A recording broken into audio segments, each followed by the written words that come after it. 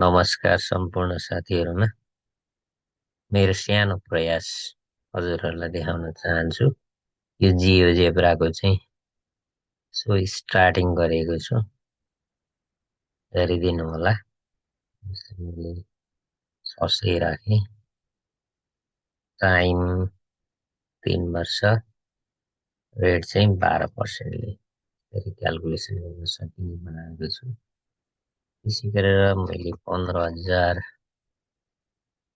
स्टामा लिएँ, 5 वर्षलाई 100 कडा 7 रुपियाँ ब्याज दर सबै क्याल्कुलेसन गरेको छ। कुनै त्रुटिहरू भए सल्लाह सुझाव दिनु होला।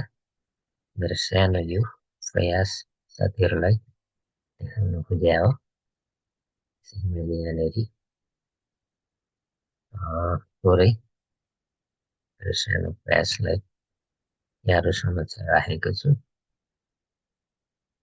बनाउने प्रयास गरेको थिएँ। हेरिदिनु होला।